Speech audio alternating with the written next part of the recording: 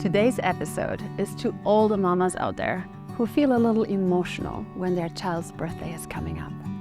Maybe you've been looking at old pictures and you started crying, or maybe you're baking cakes at midnight for a toddler's party that they probably won't even remember. And maybe you're wondering why you're the only one in your house who seems to feel the weight of that day. If that's you, I see you. And I want you to know that you are not alone with this. Hello, and welcome back to the Doula Johanna podcast. 3 years ago, in May 2022, I gave birth to my third and last baby. It was such a special day.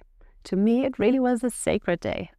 I had planned a home birth, just like with my second, even with the same midwife. She is so incredibly special to me. When I only suspected to be pregnant, I called her before I even called my husband. There were also 2 doulas present. Lee Watson, my favorite photographer. She was there to take pictures of the birth. And Isabella was there, a dear friend and fellow doula, who was there to support my older children, who were also present for the birth. My husband floated between the kitchen and the living room, cooking soup on the one hand, and on the other hand, being really there for me, holding my hands, whispering in my ear. It was one of those rare golden moments where everything felt aligned. The room was so full of love, and I felt completely safe and completely held. And it wasn't lost on me how incredibly special that was. I had just spent the past 2 years supporting births during COVID, births where women often weren't even allowed their partner during labor, let alone a doula. And here I was, surrounded by a whole team, my village. I cherish that memory deeply. Every May around my daughter's birthday, I look at the photos and remember it all. The sounds, the beautiful playlist that was a collection from songs from all my women in my women's circle. I remember the smells and the faces that looked at me with so much love and so much faith. This day really was a miracle for me. So it's an absolutely beautiful, positive memory. But still, there's this other layer to birthdays, especially now that I know that there are no more babies for me. The baby years are truly over. And as much as I know that I'm so lucky that I have these 3 beautiful children growing up strong and wild and independent, there's also some grief. There's this ache in me, this slow letting go. Every birthday for every single one of my children brings this huge wave of feelings. And honestly, for a long time, I thought that I should slowly start getting over this, that I should somehow mature and be more rational about it. But to be honest, I don't want to. I don't want to numb those feelings, and I don't want to be rational about it. I want to be in my feelings, even if no one else in the house gets it. Sometimes my husband wants to do outrageous things like going out the night before. Or my mother, who was visiting this time, just wanted to go to bed early. And I had a moment where I was like, are you all crazy? Why don't you want to stay here and sit here with me and reminisce? How do you not feel the sacredness of this milestone the way I do? But this year, I managed to do something differently. I didn't get resentful. I didn't expect anyone to match my emotions. Instead, I fully let myself dive in.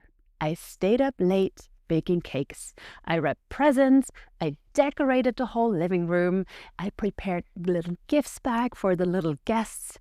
And I also prepared a list of games for rainy weather or sunshine. I read through my own birth notes and I looked at baby pictures of my daughter. And yes, some of that effort came from love for her, but most of it was really for me. It was my way of laboring again, not with contractions this time, not with deep breaths, but with ribbon and scissors and raspberry toppings. And I needed that.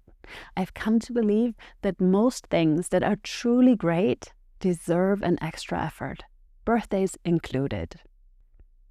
Here's something that I've learned, and maybe this will resonate with you too. Grief and gratitude can exist in the same breath. Missing the baby stage doesn't mean that we don't love the now.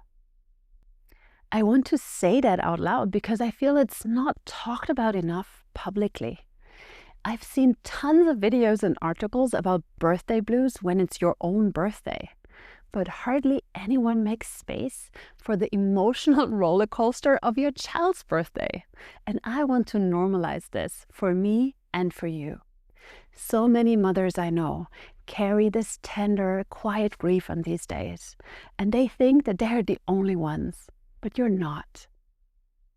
Psychologists call this state ambiguous grief, a type of grief that doesn't come from death or tragedy, but from transitions, from time passing, from knowing something beautiful is over, even though something beautiful is still here and there is way more to come.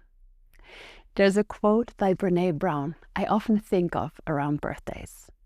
It says, "You can't selectively numb emotion. When you numb the painful emotions, you also numb the positive emotions." So I say, let's feel it all. The grief, the joy, the pride, the overwhelm. Let it wash over you. Let it mean something.